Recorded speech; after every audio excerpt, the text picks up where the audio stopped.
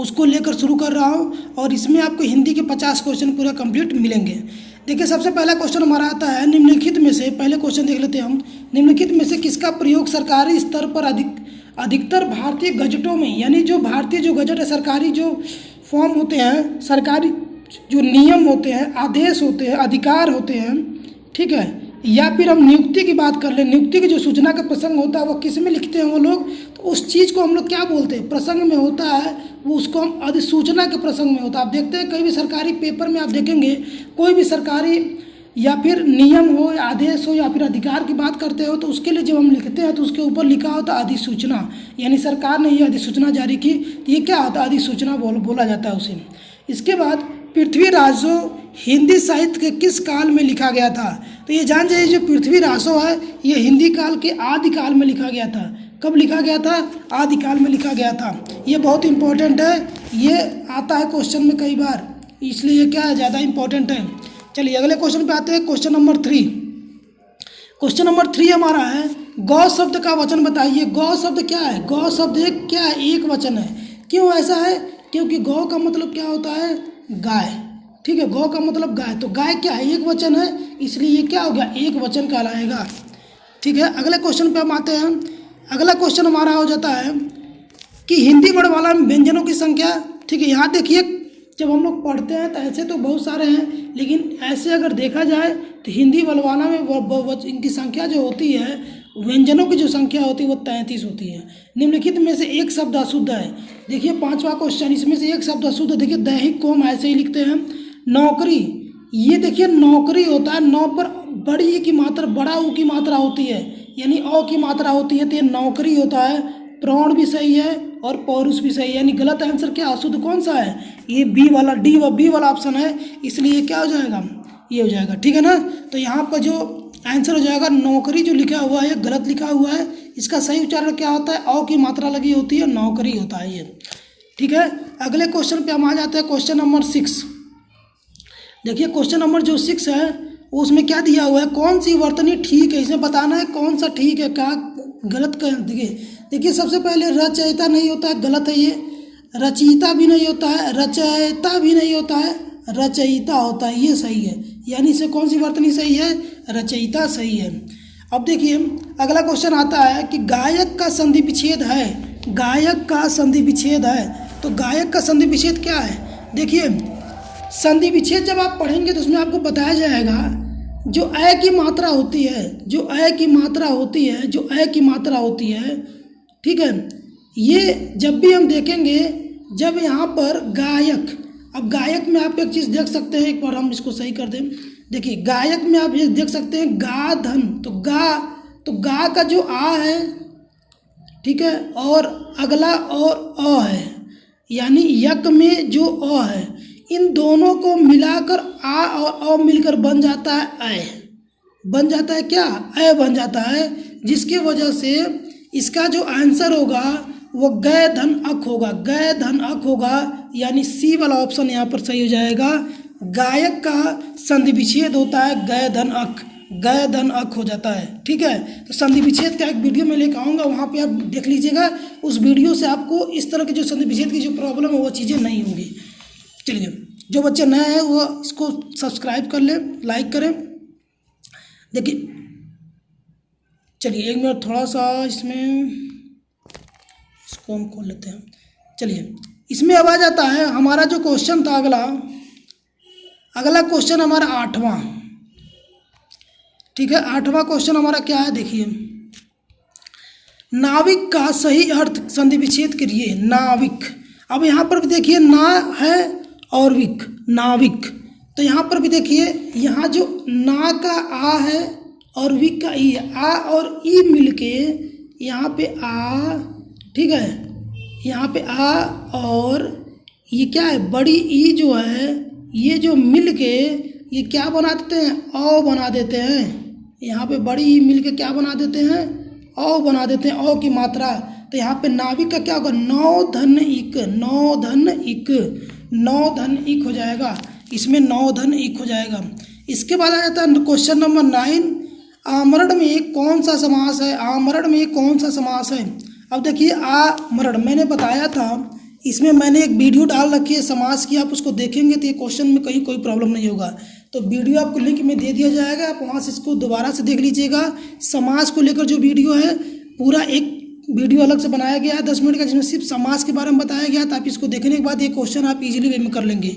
देखिए आमरण, आमरण में क्या होता है, अव्ययी भाव होता है, अव्ययी भाव समास होता है, अव्ययी भाव समास होता है। यहाँ देखिए क्यों, क्योंकि मरण जो इसका जो देखिए द्वितीय जो पद होता है वो प्रधान होता है अव्ययी भाव में, इसलिए यहाँ पर क्या होगा, आमरण में अव्ययी भाव समास होगा। अगला क्वेश्चन देखते हैं। देखिए अगला क्वेश्चन है, कौन सा शब्द कर्मधारय समास नहीं है, कौन सा शब्द कर्मधारय समास नहीं है। 10वां में कौन सा जो है शब्द कर्मधारय समास नहीं है। देखिए नील गाय, नीली है जो गाय, कृताकृत, प्रिय सखा, प्रिय है जो सखा, कृत है जिसका कृत, यानी। और देखिए विद्याभ्यास, विद्याभ्यास क्या है, ये कर्मधारय समास नहीं है, ठीक है, ये कर्मधारय नहीं। क्योंकि देखिए कर्मधारय का मतलब क्या होता है, कर्मधारय में जो पहला पद होता है, ठीक है, वो विशेषण और विशेष से होता है, दूसरा पद जो होता है वो प्रधान होता है। यहाँ पे सखा प्रधान है, यहाँ पे कृत प्रधान है, यहाँ पे गाय प्रधान है, लेकिन यहाँ भ्यास क्या होता है, कुछ नहीं होता है, तो भ्यास यहाँ प्रधान है नहीं है, इसलिए यहाँ पे कर्मधारय समास नहीं होगा। और हमारा आंसर क्या हो जाएगा, डी वाला ऑप्शन यहाँ पे सही हो जाएगा।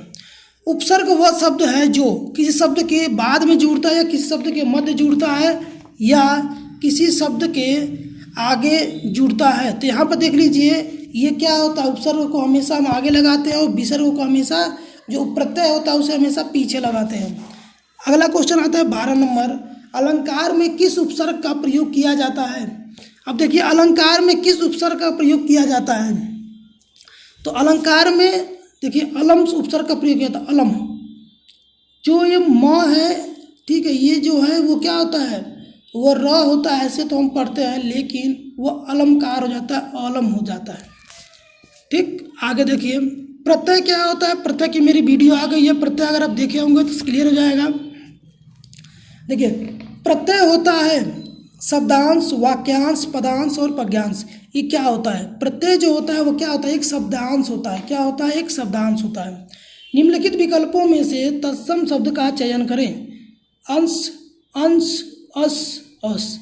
तत्सम शब्द कौन होते हैं, ठीक है, दो चीज़ें होती हैं, एक होता है तत्सम और एक होता है तद्भव। तो तत्सम शब्द कौन होते हैं, यहाँ पर देख लीजिए 14 का आंसर क्या हो जाएगा, सब लोग बता दीजिए 14। तो यहाँ पर देखिए जो अंश है वो क्या है, तत्सम शब्द है। अंश क्या है, तत्सम शब्द है। क्वेश्चन नंबर 15 आ जाते हैं। देखिए यूथ पब्लिकेशन ने बहुत अच्छा ये बनाया हुआ है, जिससे हम लोग हिंदी की प्रैक्टिस बहुत अच्छी हो जाएगी। ऐसे शब्द जो संस्कृत और प्राकृत से विकृत होकर हिंदी में आए हैं। अब देखिए यहाँ पर आ गया वही क्वेश्चन कि ऐसे शब्द जो संस्कृत और प्राकृतिक शब्द से वो क्या है, विकृत होकर सीधे हिंदी में आ गए हैं, सीधे हिंदी में आ गए हैं, तो उसे क्या बोलते हैं, तद्भव बोलते हैं। और उनको उसी रूप में जब ले लेते हैं तो उसे क्या बोलते हैं, तत्सम बोलते हैं। जो हिंदी में आ गए, जो संस्कृत के शब्द जो हिंदी में आ गए हैं उन्हें हम तद्भव शब्द बोलते हैं, जैसे अखबार हो गया, सब हो गया, ठीक है। अगला क्वेश्चन हमारा आता है, निम्नलिखित में से गेहूं शब्द का तत्सम शब्द लिखिए। देखिए गेहूं, तो यहाँ पर गेहूं शब्द का क्या हो जाएगा, गोधूम बोलते हैं। गेहूं को क्या बोलते हैं, गोधूम। इससे पहले हम लोग क्या बोलते थे, अभी आपने क्या पढ़ा कि अभी आपने यहाँ पे पढ़ा कि जो शब्द, ठीक है, जो शब्द जो है संस्कृत और प्राकृत से विकृत होकर यानी हिंदी में आए हैं, तो जो संस्कृत और से हिंदी में आए हैं वो तो ये हो गए, ठीक है, उसे तद्भव बोलते हैं। और यहाँ पर क्या बोला है कि गेहूं शब्द का तत्सम बताइए, यानी ये गेहूं का तत्सम नया रूप क्या होता है गेहूं का, तो गोधूम बोलते हैं, गोधूम बोलते हैं, ठीक है। यानी इसका ये जो संस्कृत शब्द है जो उसी में यूज होता है, इसे क्या बोलते हैं, गोधूम। निम्न में से कौन सा शब्द तद्भव है, यहाँ से वो शब्द बताने हैं जो संस्कृत में था और वापस आ गया किसमें, हिंदी में। तो 17 वाला को क्या हो जाएगा आंसर, 3 हो जाएगा। त्रि बोलते थे हम संस्कृत में, अब इसे क्या बोलते हैं, 3 बोलते हैं। इसके बाद आ जाइए क्वेश्चन नंबर 18। जो भी लोग नए हैं वीडियो को लाइक कर दे, सब्सक्राइब कर दे।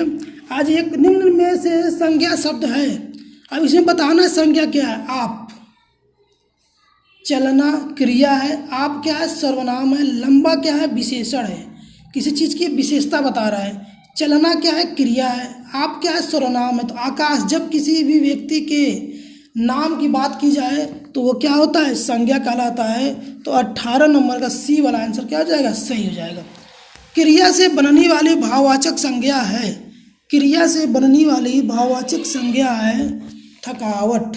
थकावट, ठीक है, थकावट क्या है, भाववाचक संज्ञा है जिसे हमें थकावट हो गई, हमारा भाव है कि हमें थकावट हो गई है, ठीक है। उसने पत्र लिखा, रेखांतिक शब्द का सर्वनाम भेद लिखिए। उसने यानी उसने का भेद क्या होगा।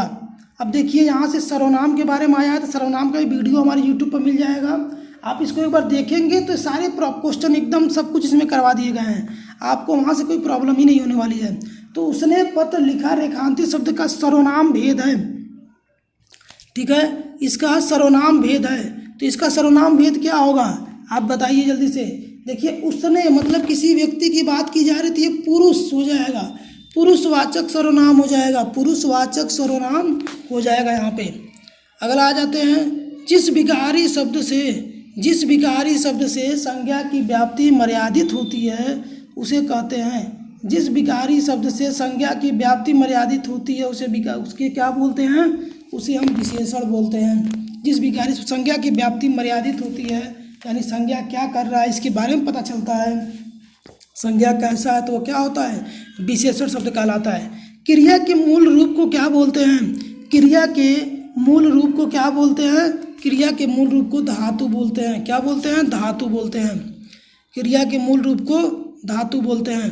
जिन शब्दों में लिंग वचन, देखिए क्वेश्चन नंबर 23, जिन शब्दों में लिंग वचन कारक आदि के कारण कोई परिवर्तन नहीं होता, जिन शब्दों में लिंग वचन कारक आदि के कारण कोई परिवर्तन नहीं होता उन शब्दों को हम अव्यय कहते हैं। अव्यय कहते हैं यानी जो जैसे हैं वैसे यूज हो जाते हैं, तो उन्हें क्या बोलते हैं, अव्यय कहते हैं। राम धीरे धीरे पढ़ता है में कौन सा अव्यय है, राम धीरे धीरे पढ़ता है में कौन सा अव्यय है, तो यहाँ पर क्रिया विशेषण अव्यय है। राम धीरे धीरे पढ़ता है यानी क्रिया की विशेषता बताई जा रही है, कैसे पढ़ रहा है, धीरे धीरे, यानी जब क्रिया की विशेषता बताई जाती है तो उसे क्या बोलते हैं, क्रिया विशेषण बोलते हैं। तो यहाँ पे जो राम है वो पढ़ रहा है, लेकिन कैसे पढ़ रहा है, धीरे धीरे, पढ़ने का काम धीरे धीरे हो रहा है, तो क्रिया की विशेषता बताया जा रहा है, इसलिए हम ये आंसर क्या हो जाएगा, बी वाला ऑप्शन यहाँ पर सही हो जाएगा। इसके बाद इनमें से अरड़े शब्द का पर्यायवाची है, इनमें से अरड़े शब्द का पर्यायवाची है, ठीक है। तो अरड़े शब्द का पर्यायवाची क्या है, कांतार है, कांतार। 26 नंबर क्वेश्चन देखिए, कमल का पर्यायवाची निम्न में से कौन सा है, कमल का पर्यायवाची निम्न में से कौन सा है, तरंगिणी, सरोज, तड़ांग, मृगांक। तरंगिणी, सरोज, तड़ांग, मृगांक। 26 नंबर बता दीजिए क्वेश्चन क्या हो जाएगा आंसर। तो देखिए कमल को क्या बोलते हैं, नी, सरोज ये बोलते हैं, तो इसका आंसर क्या हो जाएगा, सरोज हो जाएगा। अध का विलोम शब्द है, अध का विलोम शब्द क्या है, अध का विलोम शब्द क्या है, पुड़। पुड़, अध मीन्स होता है आधा और पुड़ मीन्स पूरा। समाप्त का क्या होगा, शुरू, ठीक है, खत्म का भी शुरू होगा। अब देखिए जागृत का विलोम शब्द क्या है दोस्त, 28 नंबर क्वेश्चन, जागृत का विलोम शब्द, जागृत का मतलब जग रहा है, और सुप्त का मतलब होता है सोना, सो रहा है, तो जागृत का क्या होगा, सुप्त हो जाएगा। क्वेश्चन नंबर 29, मैंने डैश में सोचा कि भला ऐसा क्यों होता है, उचित शब्द में रिक्त स्थान भरिए। मैंने डैश में ऐसा सोचा कि भला ऐसा क्यों होता है, तो यहाँ पे मन में सोचा, कहाँ सोचते हैं आप, मन में सोचते हैं। क्वेश्चन नंबर 30 पे आ जाइए, संगीत द्वारा व्यक्ति का डैश प्रभावित होता है, संगीत द्वारा व्यक्ति का क्या प्रभावित होता है, तो यहाँ पर आचरण प्रभावित होता है, आचरण प्रभावित होता है, ठीक है। इसके बाद एक क्वेश्चन नंबर 31, जिससे आशा न की गई हो, जिससे आशा न की गई हो, अप्रत्याशित होता है, वो क्या बोलते हैं उसे, अप्रत्याशित बोलते हैं, अप्रत्याशित बोलते हैं उसे। जिसके हाथ में चक्र है, इस वाक्यांश के लिए एक सार्थक शब्द का चयन करिए। जिसके हाथ में चक्र है, जिसके हाथ में चक्र है तो उसे क्या बोलते हैं, चक्रपाणी बोलते हैं, चक्रपाणी बोलते हैं। ऐसे ही अक्ल का पत्थर पड़ना मुहावरे का अर्थ है, अक्ल पर पत्थर पड़ना मुहावरे का अर्थ है यहाँ पर बुद्धि भ्रष्ट होना, यानी बुद्धि भ्रष्ट होना, यानी जब दिमाग काम नहीं करता है तो हम लोग क्या बोलते हैं, अक्ल पर पत्थर पड़ गया है। तो यार किसका मतलब क्या हो गया, बुद्धि भ्रष्ट हो रहा। चलिए अगले क्वेश्चन देखते हैं। गोद में लड़का शहर में ढिंढोरा, यानी गोद में लड़का शहर भर में ढिंढोरा मुहावरे का सही अर्थ है। मुहावरे का सही अर्थ है पास में वस्तु होते हुए चारों ओर खोजना, यानी गोद में लड़का और शहर में ढिंढोरा का सही अर्थ है पास में वस्तु रहते हुए चारों ओर खोजना। चलिए नेक्स्ट पे आ जाते हैं। 35 नंबर क्वेश्चन। ये जो सीरीज होगा 50 क्वेश्चन का होगा हिंदी का। इसके बाद फिर आपको एक वीडियो मिलेगी शाम को, जिसमें 50 क्वेश्चन जो होंगे वो सिर्फ जीके के होंगे, जीएस के होंगे, और फिर 50 क्वेश्चन रीजनिंग का भी मैं लेकर सोच रहा हूँ लेकर आने के लिए।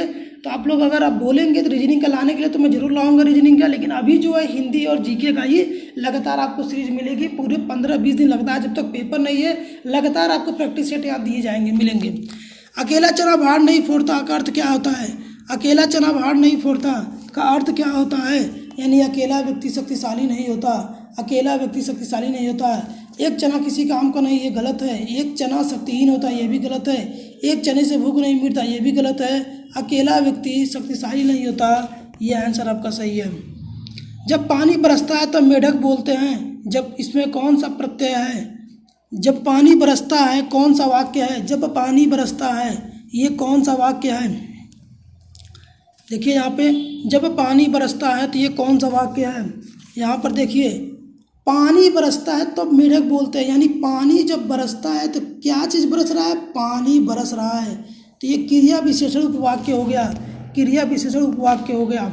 आज ही उसके बाद 37 नंबर क्वेश्चन पे देखते हैं। निम्नलिखित में से मिश्र वाक्य का चयन करिए, मिश्र वाक्य का चयन करिए, निम्नलिखित में से मिश्र वाक्य का चयन करिए। तो यहाँ पर मिश्र वाक्य जो हो जाएगा, प्रातःकाल होने पर चिड़िया चहचहाने लगती है, ये तो नॉर्मल वाक्य है। सुबह पहली बस पकड़कर शाम तक लौट आओ, ये भी है। लेकिन मिश्र वाक्य की बात करते हैं जब दो वाक्य मिलकर बनाए जाते हैं। जो विद्यार्थी परिश्रमी है वह अवश्य सफल होगा, ये यहाँ पे मिश्र वाक्य है। राजकुमार ने भाई को मार डाला और स्वयं राजा बन गया, ठीक है, ये भी क्या है? ये तो संयुक्त वाक्य है। यानी मिश्र वाक्य क्या हो जाएगा? जब दो वाक्य एक साथ मिलकर बनाए जाते हैं, दोनों का अपना अलग अर्थ होता है, तो ये हो जाता है। यानी 37 नंबर का आंसर क्या हो जाएगा? सी। जो विद्यार्थी परिश्रमी है वह अवश्य सफल होगा। अब आ जाता है क्वेश्चन नंबर 8। मैंने विद्यालय जाना है, वाक्य में अशुद्ध शब्द है। मैंने विद्यालय, तो मैंने नहीं होता है, विद्यालय जाना है, तो इसमें क्या हो जाएगा आंसर? इसमें जो आंसर हो जाएगा वो मैंने, यानी मैंने विद्यालय जाना। वाक्य में अशुद्ध अंश कौन है? इसमें गलती बताना है कौन सा है, तो मैंने क्या गलती है यहाँ? मुझे विद्यालय जाना है, ऐसे हुआ। वाच्य कितने प्रकार के होते हैं? वाच्य कितने प्रकार के होते हैं? तो जो वाच्य होते हैं वो 3 प्रकार के होते हैं, ठीक है। कर्तावाच्य, कर्मवाच्य, भाववाच्य, 3 प्रकार के होते हैं। निम्न में कर्ता कारक का प्रसंग कौन सा है? तो मैंने बताया था आपको, कारक वाली वीडियो आप देख लीजिएगा, उसमें आपको मिल जाएगा। कर्ता ने कर्म को करण से या प्रदान के लिए सप्रदान से में पर, तो ये सबके प्रसंग दिए हुए हैं। तो कर्ता में कौन सा? कर्ता ने, तो यहाँ पर देखिए जो 40 नंबर हो जाएगा उसका बी आंसर हो जाएगा कर्ता ने, ठीक है। वीडियो में मिल जाएगा कर्ता का, आप अच्छे से देख लीजिए, फिर क्वेश्चन कोई गलती नहीं होगी। हरिमोहन अपनी बहन को पुस्तक देता है, वाक्य में रेखांकित पद में कारक है। हरिमोहन अपनी बहन को पुस्तक देता है, वाक्य में रेखांकित पद में कारक है। एक कर्म, इसे बताना है कारक क्या है। तो यहाँ देखिए, यहाँ पर जो है संप्रदान है। हरिमोहन अपनी बहन को, जिसमें का के की को बहन को दे रहा है, तो यहाँ पर क्या होगा? संप्रदान। मेरी कारक वाली वीडियो देख लीजिए, आपको वहाँ से तुरंत मिल जाएगा, डिस्क्रिप्शन में मैं दे दिया हूँ, वहाँ से आपको कोई दिक्कत नहीं होने वाली है, ठीक है ना। अब देखिए अगला, अपवाद को छोड़कर वर्णमाला के अक्षरों के नाम किस लिंग में होते हैं? अपवाद को छोड़कर वर्णमाला के अक्षरों के नाम किस लिंग में होते हैं? तो यहाँ पर क्या होता है? सारे क्या होते हैं? पुल्लिंग में होते हैं। इस निम्नलिखित में से स्त्रीलिंग शब्द है, स्त्रीलिंग शब्द है। यहाँ पे देखिए जवाब, ये पुल्लिंग है, गुलाब भी पुल्लिंग है, हिसाब भी पुल्लिंग है। शराब जो है वो क्या? स्त्रीलिंग शब्द है। शराब जो है वह स्त्रीलिंग शब्द है। क्रिया के अनुसार, यहाँ देखिए क्रिया के उस रूपांतर को क्या कहते हैं? जिससे उसके कार्य व्यापार के समय उसकी पूर्ण और अपूर्ण व्यवस्था का बोध हो, तो उसे क्या बोलते हैं? वो काल होता है। क्रिया कुछ रूपांतर को क्या बोलते हैं? काल बोलते हैं, कि कोई चीज़ खत्म हुआ कि है। राधा बहुत ही सुंदर लड़की है, वाक्य में कौन सा विशेषण है? परिमाणवाचक विशेषण है, संख्यावाचक विशेषण है, गुणवाचक विशेषण है, सर्वनामिक विशेषण है, इसमें से कोई नहीं है। राधा बहुत ही सुंदर लड़की है, वाक्य में कौन सा विशेषण है? तो आप देख सकते हैं कि इसमें जो है ये क्वेश्चन नंबर सी हो जाएगा, यानी गुणवाचक विशेषण है। गुणवाचक विशेषण यहाँ पे है। अधोलिखित में वर्तनी की दृष्टि से एक शब्द अशुद्ध है, यहाँ पर एक शब्द अशुद्ध है, आप बता दीजिए जल्दी से कौन सा शब्द अशुद्ध है? अधोलिखित में वर्तनी की दृष्टि से एक शब्द अशुद्ध है, कौन सा शब्द अशुद्ध है? एक अशुद्ध शब्द बताना है। तो देखिए इसमें से जो अशुद्ध शब्द हो जाएगा, ये अंतर्धान सही है, अनुगृहित सही है, अधीन भी सही है, लेकिन अध्यात्म क्या है? गलत है। अध्यात्म हमको ऐसे नहीं लिखते, अध्यात्म गलत है। कन्नड़ का 47 क्वेश्चन नंबर देख लीजिए, कन्नड़ का संबंध किस भाषा परिवार से है? तो कन्नड़ का जो संबंध है वो किस भाषा परिवार से है? तो ये द्रविड़ भाषा परिवार, क्योंकि द्रविड़ शैली जो है दक्षिण भारत की शैली है, तो कन्नड़ भी वहाँ की बोली जाने वाली भाषा है, तो द्रविड़, इसलिए वो क्या हो जाएगी? द्रविड़ भाषा परिवार हो जाएगा। निम्नलिखित भाषाओं को उनके विकास क्रम में व्यवस्थित करिए, उनके विकास क्रम में व्यवस्थित करिए। सबसे पहला है निम्नलिखित भाषाओं को, उनको तो 48 का आंसर जो हो जाएगा, उनके विकास क्रम व्यवस्थित करिए। तो यहाँ देखिए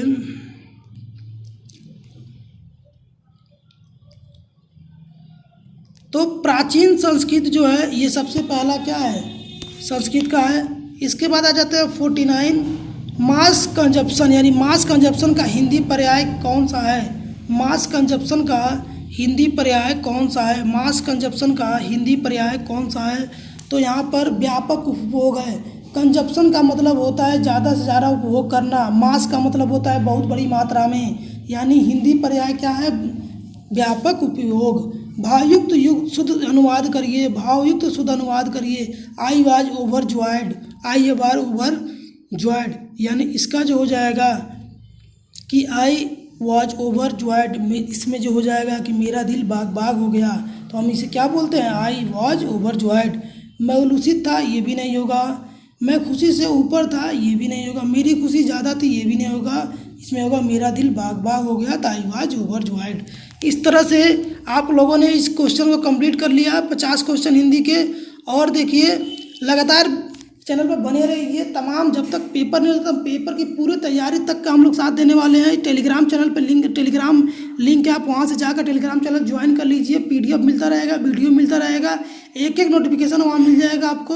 लगातार आप लोग जाइए, ज्वाइन करिए, दोस्तों को शेयर करिए, ताकि कोई भी चीज़ नया हो तो यहाँ आपको मिल सके। देखिए 20 मिनट में 50 क्वेश्चन हम लोगों ने किया।